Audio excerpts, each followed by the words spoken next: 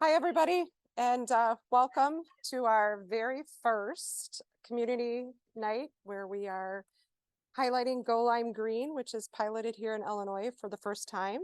It's been a very big week, a lot of planning going on. My name is Kendra Maher, and my sons Ethan and Evan Lindborg attended Buffalo Grove High School, and that's why we are here tonight. Evan, unfortunately, lost his struggles with mental illness, and we are here as a community to address the need for this conversation and to break down the stigma around mental health. So I just wanted to introduce a couple people. We have Matt Lindborg, Evan's father, and stepmother Renee. My other son Ethan is here tonight, and I'm going to turn it over to Ann Cole, who is the student mind behind this project, who I have been very, very happy to work with and to follow her ideas and mission, and she's made it all happen here. So, Ann, thank you. Okay. Hi, my name is Ann Cole. I'm a junior at Buffalo Grove High School, and I've been working with Mr. Linhart these last 3 years to get a mental health advisory group and advocacy group going around our school. But it wasn't until this last couple years that we've been working with Kendra and the Lindbergh family and the Hayden Hurst Foundation and Go Lime Green as well as NAMI, to get this amazing Go Lime Green event going in the Spirit Week for our school. And we're going to start this event with Kathy Hurst from the Hayden Hurst Foundation.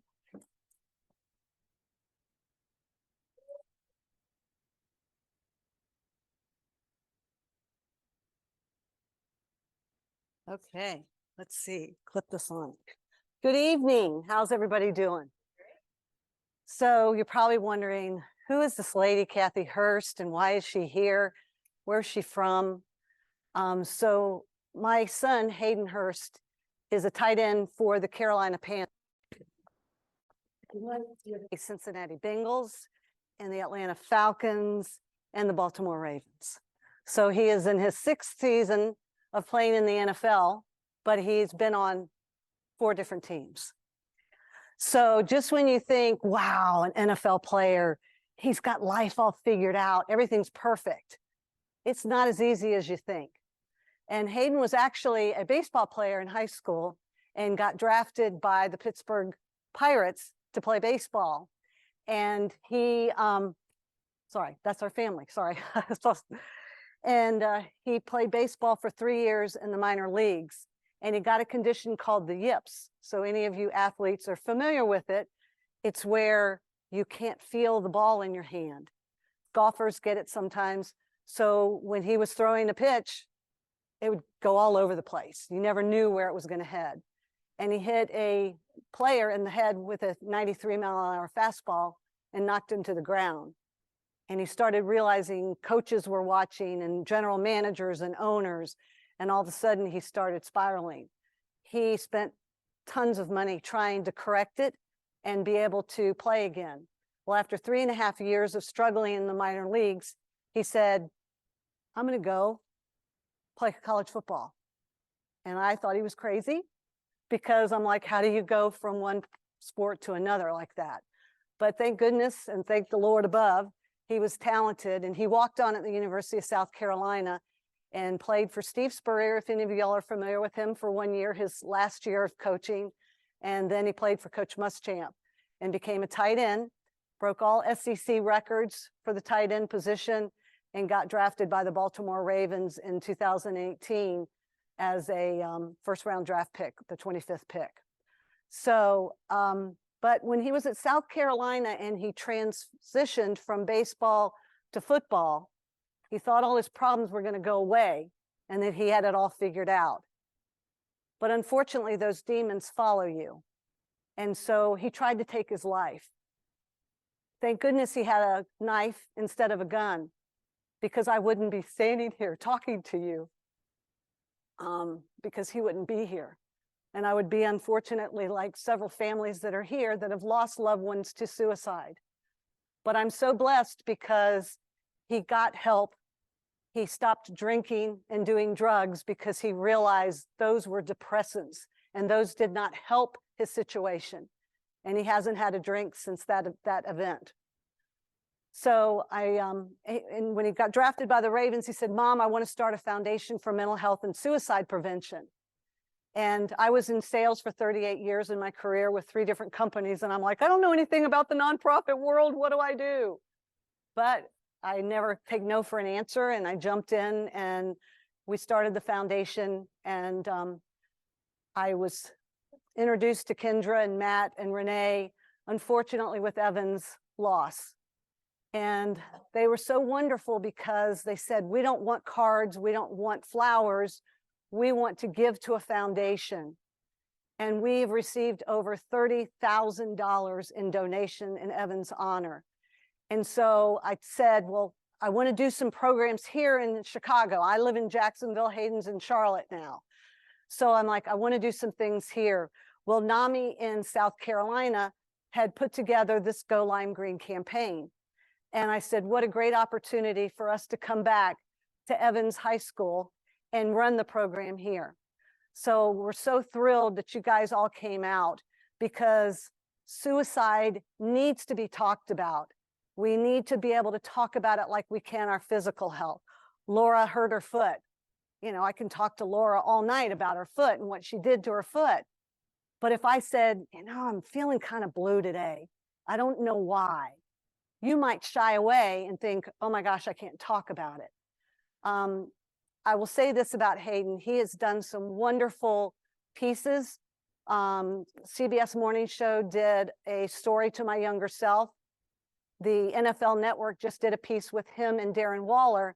They were on the same team together with the Ravens, but didn't know each other's struggles. Darren had drug abuse issues, and he wasn't able to play Hayden's rookie season. So it's a very interesting story. So if you, I mean, I hate to say this sounds so pompous, but Google Hayden Hurst, and there's some very good videos that will share his story with you. I tell you that because when I go to games, I wear a Mama Hurst jersey, not to be recognized as my son plays in the NFL. Do you know who I am? I'm not Travis Kelce's parent, mom. But I do it because of those videos. The Falcons did a tremendous video on Hayden's story, and it was viewed by 10 million people because so many people are wanting to know more about mental health. And Hayden was very open and vulnerable as a man and told his story and shared the anxiety and the depression. And so now there's more players, Dak Prescott, Solomon Thomas. And I know I came up here from Jacksonville today and watched a couple of videos of new players speaking out and talking about how important the mental health conversation is. So I want to encourage you as parents to ask those second questions of your kids. How are you doing? I would always ask Hayden, how are you doing? I'm fine, fine. And I let it go. Don't let it go. Ask that next question. Make sure they have a network of friends or coaches, or counselors, whoever it is, somebody they feel comfortable with that they can go to and talk to. Because Hayden didn't come to us when he was struggling. He went to a coach. And, you know, I'm so glad he did. Hayden wasn't a therapy person, but he journaled. He wrote everything down. Encourage your children to find whatever works for them. And if they're having those dark thoughts, don't walk away from it. Have the conversation with them. Tell them, hey, I don't know what you're going through right now, but I want to understand. If I could go back and relive being a parent, I know we all wish we could, and go back to when Hayden was 15 and ask more questions and let him feel more comfortable talking to me about it, or my husband or a coach or whatever. But make sure they have those resources and talk to them. Go get their favorite drink and pick them up from school and have a conversation with them. And the other thing I want to remind you of, get them off of these at night. If your children are taking their phones to bed, take it away from them. because the blue light on your phone stimulates your brain like sunlight does. And if they get stimulated in the middle of the night, they can't go back to a deep sleep. Kids today are getting 5 hours of sleep or less, which is not good for the developing brain. They need 8 hours of sleep. So I encourage you to be their parent, don't be their friend. Take this device away from them. Let them get the sleep they need. I'll also say this, go back to the basics. Get them to be eating properly. Put a lot of protein in their diet, whether it's a muscle milk drink or whatever. Protein is so important, and it gives them better thoughts instead of the negative thoughts. Have them walk away. If they're having those negative thoughts, if you change your environment and you walk outside to the sunlight, or exercise is so critical too. Get out and exercise, walk, because it's just, again, so important. I could go on forever, and I told Laura, I said, I can talk forever, but I just encourage you to be your child's parent, have those conversations with them, and make sure they have a network of people that they can talk to. If it's not you, which is okay, let them find the right person. And I want to just leave you with one thing. I read this and I really liked it, so I'm going to read it here. Even though there are days I wish I could change some things that happened in the past, there's a reason the rearview mirror is so small and the windshield is so big. Where you're headed is much more important than what you left behind. So thank you so much for your time. Thank you for being here, and thank you for following the Go Lime Green campaign.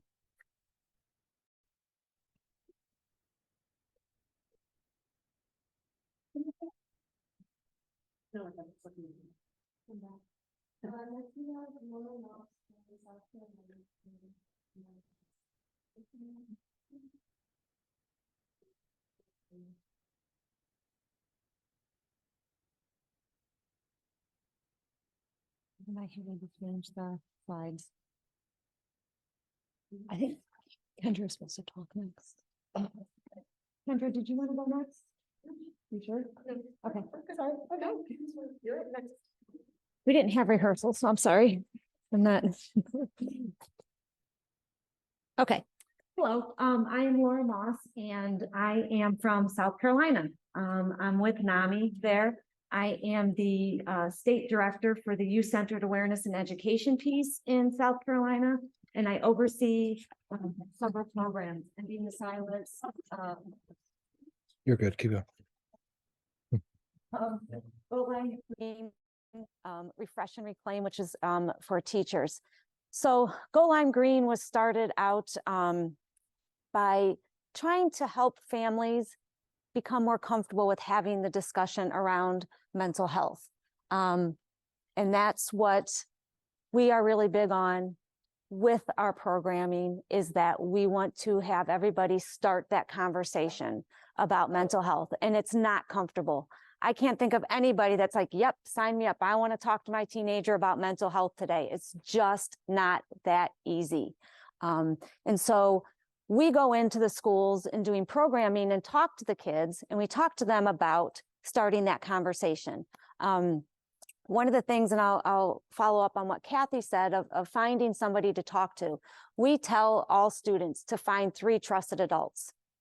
Not just one, because what happens if that one person is not around when they need it?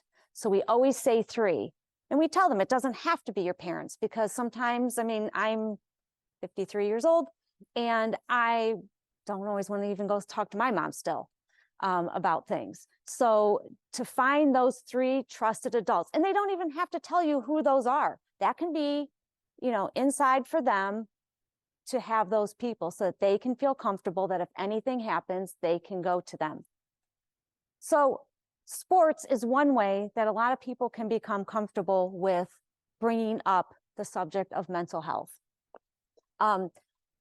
We first talk about like how students are actually doing, okay?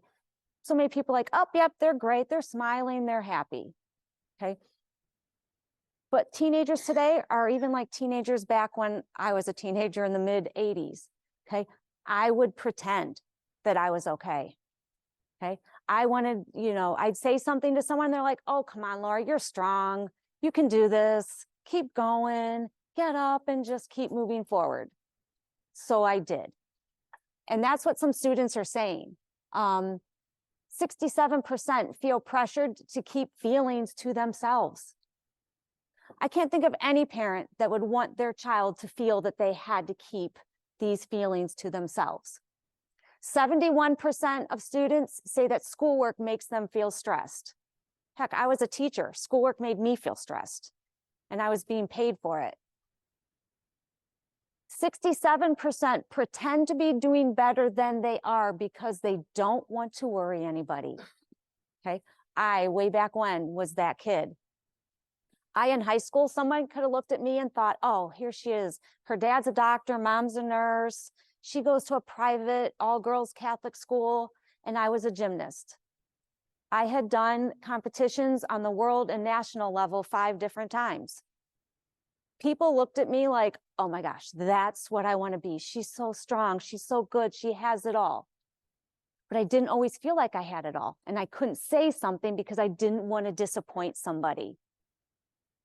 That's the biggest thing. Teenagers don't want to disappoint family, friends, themselves. So they keep it in. Nearly 40% of LGBTQ youth seriously consider suicide within the past calendar year. 40% consider it. We don't even want to have a student ever even consider it. So that's why we need to start the conversation and make them know that they're accepted and loved and they can talk about this. 50% of students age 14 plus with a mental health condition drop out of high school. Okay. And that is not going to help their mental health. Okay. We tell kids that everybody has mental health. It's not a choice. Just like physical health, we all have mental health, and we have to take care of it just like we take care of our physical health. Okay. Back to the 67% that pretend to be doing better than they are because they don't want to worry anyone. Again, I carried this all the way into college. I had the stress and the pressure of competing in a D1 college. I got in, I did that. But I went away from school and from my home and went away all of my safety pieces.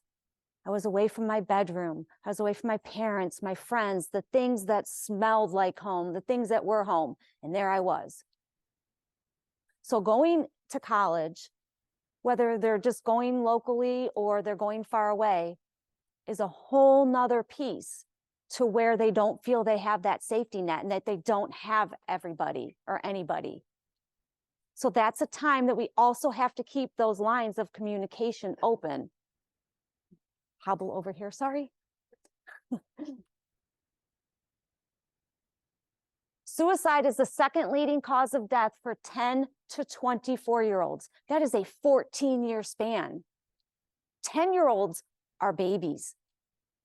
So for a 10-year-old to commit suicide, they're babies. 24-year-olds, we think, oh, they're adults, they're done with college, they can move on. No, the 24-year-old brain still is not able to handle these types of decisions. Suicide, many times, is a snap decision. One that so many can't go back on.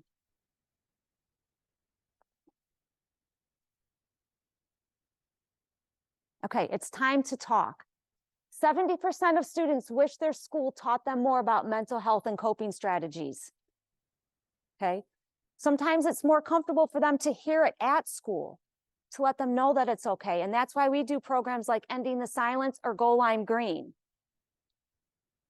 to let them know and talk about it and to give them coping strategies. Okay, sometimes, yes, it's a lot of them, will journal, or like I used to in high school, I used to run or listen to music. And those coping strategies are fantastic, but sometimes they don't work anymore. They may need to find a different coping strategy, or they may need more help than just having a coping strategy. Okay, sometimes it's counseling, sometimes it's medication. But everybody needs to have that plan if their coping skills are not working. 79% wish there was an inclusive environment or safe space for people to talk about mental health. Again, even having those 3 trusted adults will really help a child or youth to feel like they have a safe space. 89% of parents agree their child's mental health matters more than their academic achievement. Okay, the problem is though, is that parents don't know how to start those conversations. Okay, one thing I've done, I don't know, I somehow got this 16-year-old teenage boy that doesn't talk. Okay, I don't know if anybody else has teenage boys that just, I mean, when I hear his voice, I'm like, whoa, that's what you sound like. Wow. So for him, to get him to talk, I have to do something fun, like wall talk. You lay on the floor, put your feet up on the wall, you put a bowl of whatever their favorite food is. His is always something horribly sour, like Warheads or Sour Patch Kids, but I do it. And then he can have one, but each time he takes a piece, he has to tell me something about that's going on in his life, or just something that he heard, or something that he saw on the news, because it just opens up that conversation. Because I'll tell you what, if I sat him down at the table and said, hey, Nick, talk to me, he'd be like, okay. I mean, that's about all I would get out of him. But this just makes it more comfortable. Okay, floor pizza. How many times do you get pizza and you put it on the table and everyone kind of sits around the table and you're on your phones? Okay, get a pizza, eat it on the floor. You sit on the floor, Indian style, which I can't do right now, but you sit on the floor and it just makes it more comfortable to open up that conversation about, hey, what's going on? What's this? You know, did you see this in baseball or that? So take it out of the normal realm of just sitting at the table, because then they feel like they're being questioned and they're not going to open up as much. 82% are calling on society as a whole to talk more openly and honestly about mental health. That's why we're doing this. And that's why we started the Go Lime Green, because again, sports sometimes just makes it okay. Even though it should be okay all the time, sometimes you just need things like sports. Okay, what is Go Lime Green? Our mission is to engage and transform communities. Okay, so this also sporting events brings a community together. Okay, not just parents, but there's grandparents, there's, you know, friends that come to watch their kids play. Particularly those who may be reluctant to talk about mental health, using the platform of sports to educate and empower individuals in normalizing conversations about mental health. Okay, we're not here to fix anybody. I'm not a doctor, I'm not a psychiatrist, but we're here to just try to start that conversation and let everybody know that it's okay to talk about it. So our goals as far as Go Lime Green, with education, a better understanding of mental health, as well as what resources are available to the community. And that's what we can get out. When we do a Go Lime Green game, we have a table. We have fun things and giveaways for the kids, and then we have resources for the parents and for the community. Engagement, more family and community members will feel ready to start those conversations and awareness work. Okay, you can't just have it that one night, that conversation. You need to keep continuing on having those conversations. But you can always come back to it. Hey, remember when we did that game, or we got this, or we talked about that? You can bring that back up to have those conversations. Action. Students will know how to talk to a trusted adult if they or a friend need the mental health support. That is probably the #1 thing that first time you talk with your youth, is to find those trusted adults. Okay. And I don't care if they pass that trusted adult a note, if they text them. Okay, I know we don't love the phones, but they can do that. They can text, because it's also uncomfortable for kids. I mean, even my son Ryan right here, he's not going up to somebody and saying, I don't feel really good right now, something's going on. But he'd feel more comfortable texting his trusted adult to say that, and that's okay. So in our first 2 years with Go Lime Green, we've already done 2 seasons. We have had events at 64 middle and high school football games across South Carolina. Okay, that's not including the 29 we have this season right now. Estimated over 60,000 people we have reached and have been in attendance in these games. And we don't just do football, and as big as football is in South Carolina, we do basketball games, and this year we're reaching out and doing baseball games and track meets. More than 150 Ending the Silent presentations have been scheduled in schools just because of the Go Lime Green games. Because if we do a Go Lime Green game at a school, then we go in and do presentations at the school also. I guarantee after this year, those numbers will increase massively because like Natasha, who's with me, she's one of my coordinators, next week at one of the schools, she has 16 presentations just at that school. Okay. We, as far as our Ending the Silence program, as of June, hit 100,000 students that we have done presentations to. So that's, thank you. So I know we're making a difference, and I know by bringing Go Lime Green here, you all can also make the difference. Just being here shows me that just what the difference that everybody's making and how much everybody cares. So I thank you all so much for listening and for being here tonight, and for Kathy and Kendra and Jeff and Bree for allowing us to come here. I want to thank you all for the beautiful weather that you have provided us with. Nothing like cold temperatures and rain and wind, but so you should all come down to Charleston. It's a little bit nicer as far as weather. So thank you.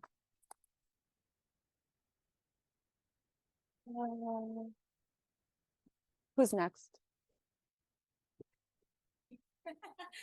Oh, you. I'm sorry. Okay. Thank you. How do I put this on? Okay, I'm just gonna hold it. Okay. Hi, everybody. My name is Bree Hookstra. I am the program director at NAMI Cook County North Suburban.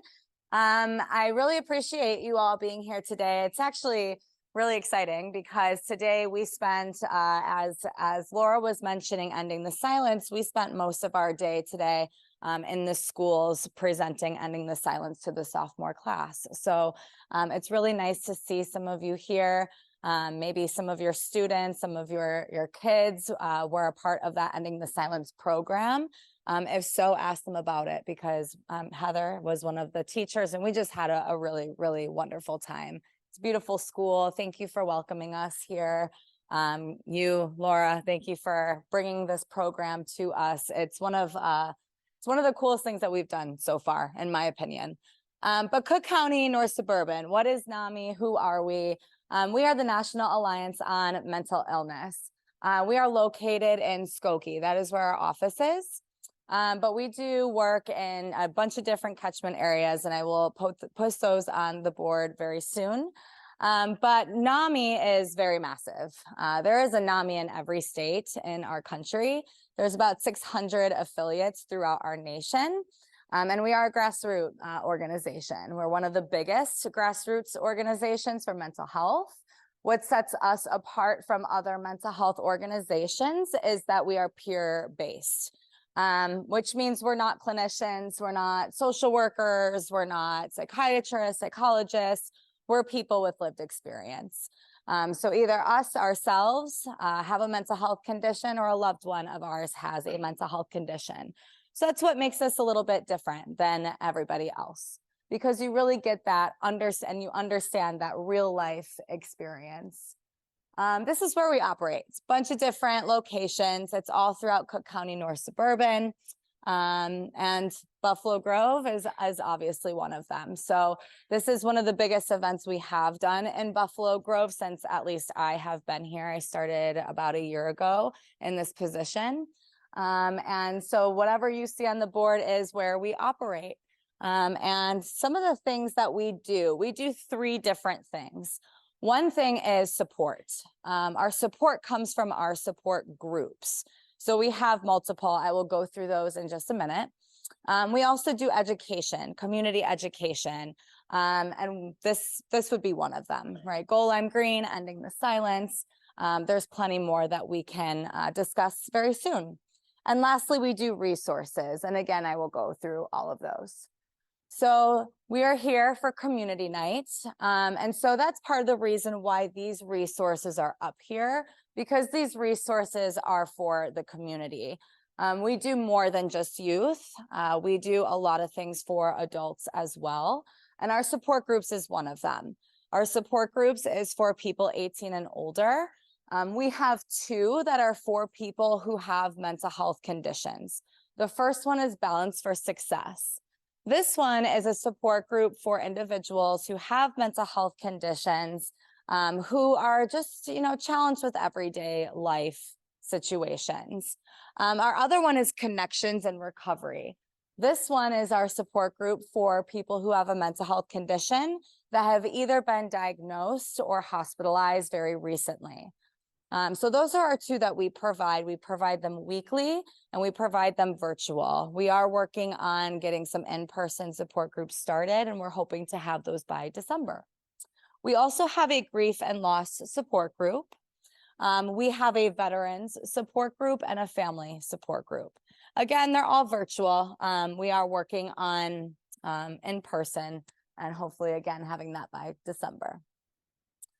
Our education, we do a lot of educational programs, and I tried to categorize them by family, students, and training.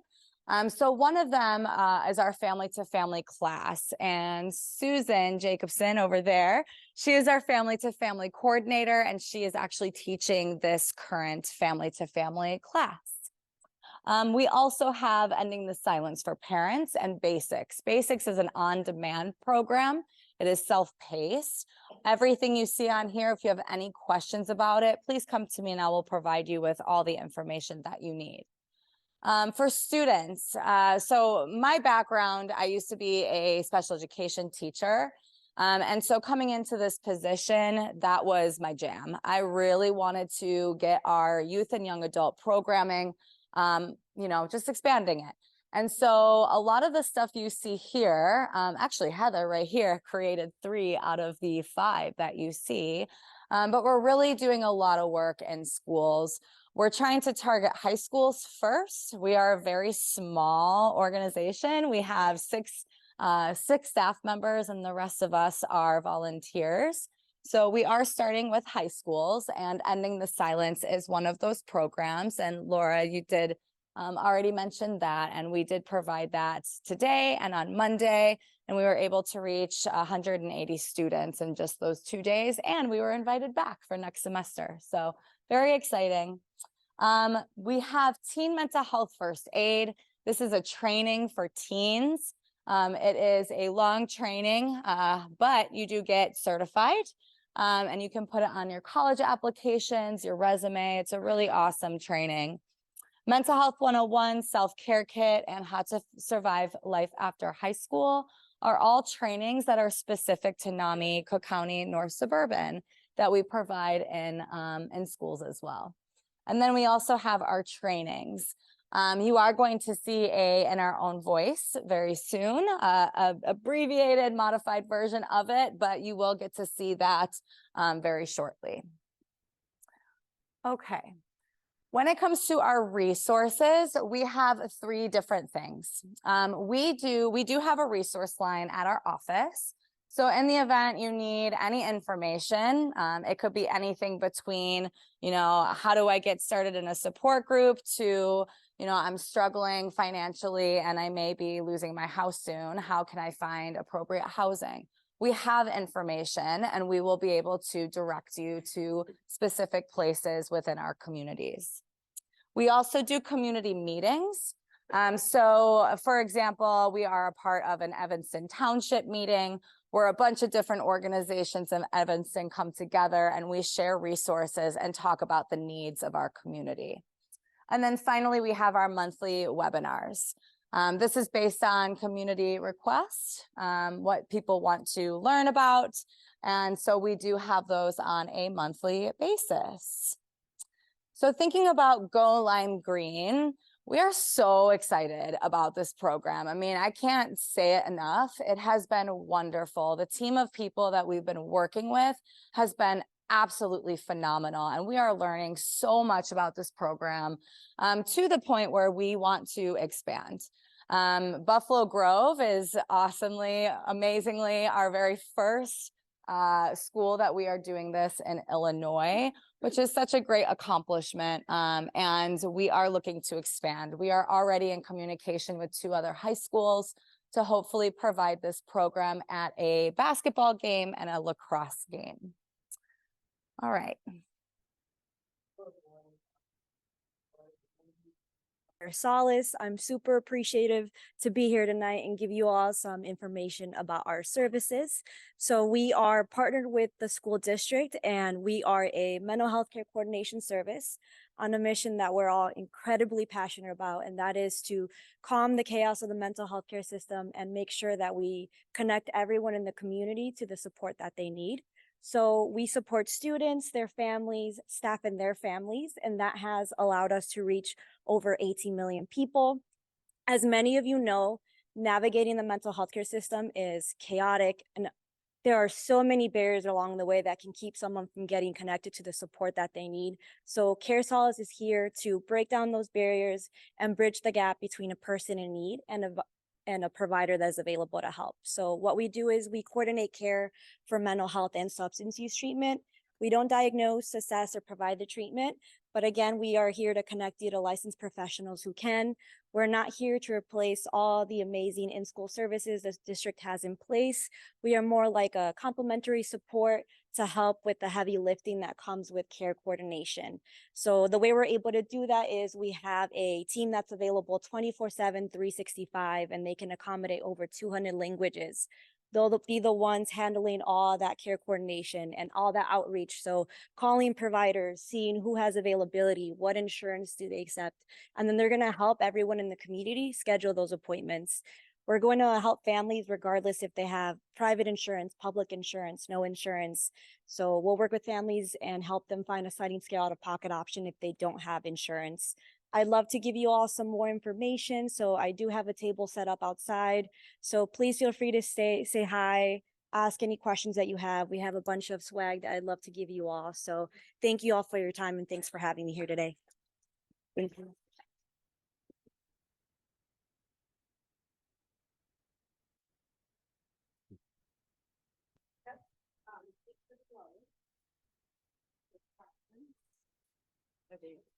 Opening up to questions to anyone. Yeah, if people that want to speak want to come up. So real quick, my name's Brian Linhart. I use he, him, and his as my pronouns. I'm a school counselor here. Myself, along with Lindsay Hackman Cushing, raise your hand, and Maria Henry over there. We've been kind of the ones working with Ann to get this going. Listen. Don't clap for us, clap for Ann, right? She has been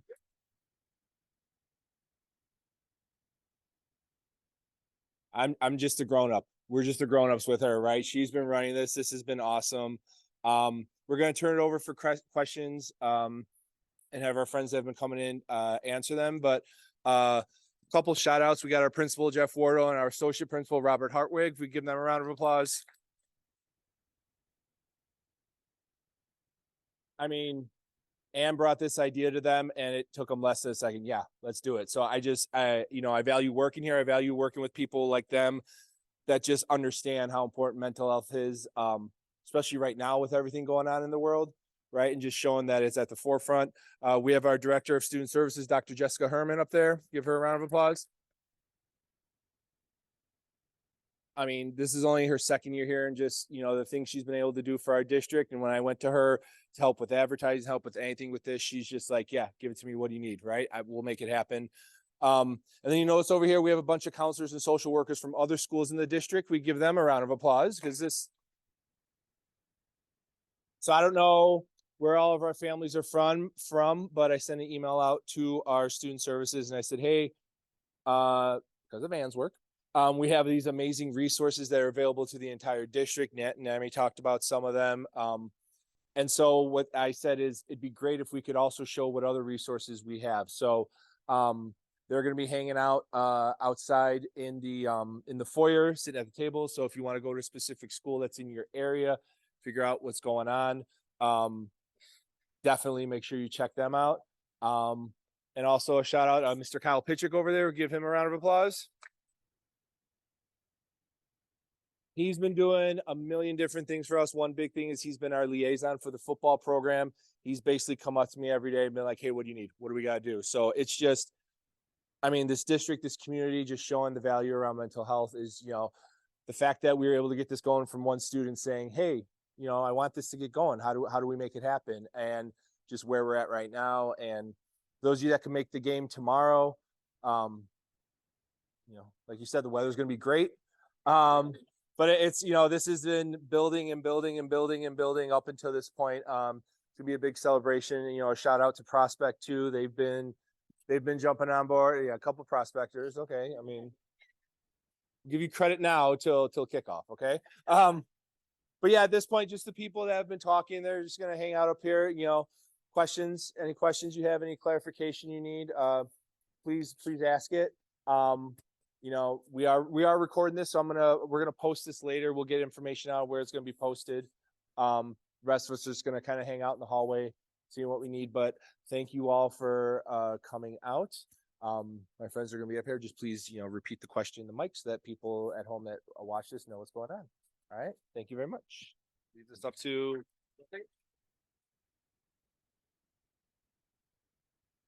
Does anybody have any questions?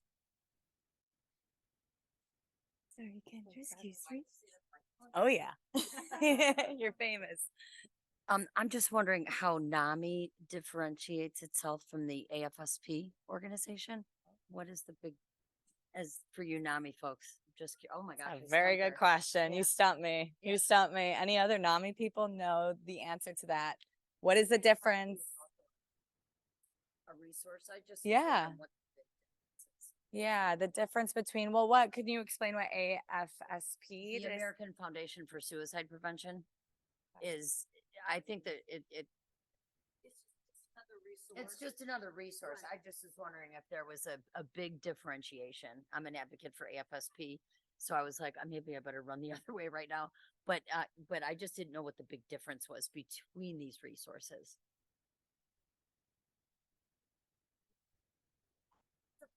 Huge difference. Again, I think it's just a different resource. I don't ever think there can be too many resources out there. So, that's probably there isn't a huge difference. Like I said, we go mostly into schools, at least my piece does. NAMI, we do have affiliates that do work with adults.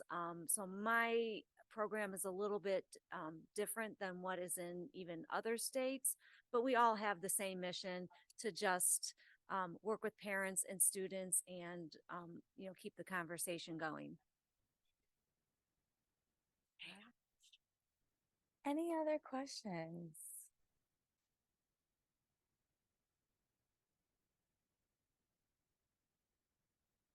This is NAMI specific, and the presentation tonight is focused on teens and high school kids and, all age kids and families.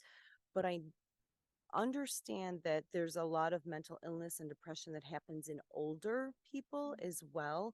And I was just wondering if NAMI also has resources for the elderly, for those who experience that. That's a very great question. So you're right. Our focus is really adults and youth. Our support groups, our classes, they are open to everybody. And so even though it may not be specifically for older folks, it is open to that population of people as well. So, Jeff, you want to expand? Okay, so Heather was whispering to me that our Connections program has people up in their 60s. My name's Jeff Rabin. I'm the executive director of NAMI CCNS. And first of all, I can't tell you how proud I am of my team. And Heather, Brianna, Ann, Brian, Kendra, this didn't take hours to put together. This took months and months of work to put together. And the work they've done to bring us here tonight, I just can't be more appreciative and thank you all enough for all that effort.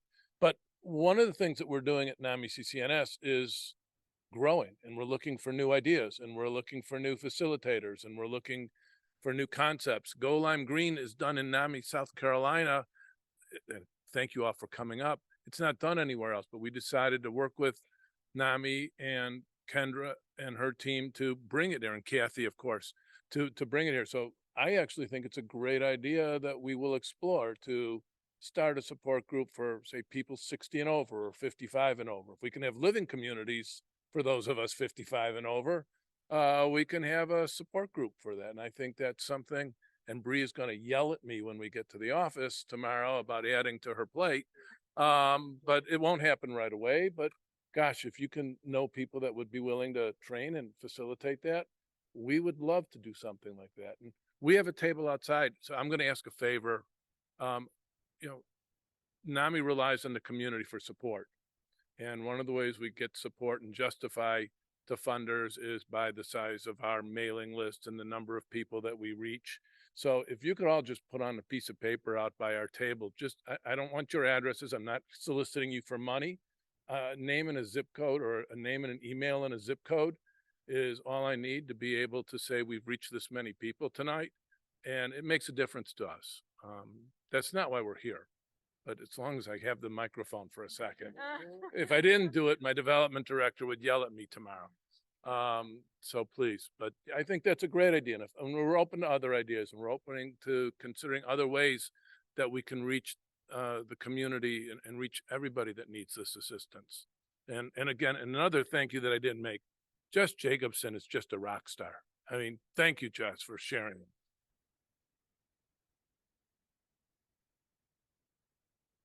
Yeah. Another good resource is NAMI National too. I actually go on there all the time to steal some of their resources. But yes, great question. Any other questions?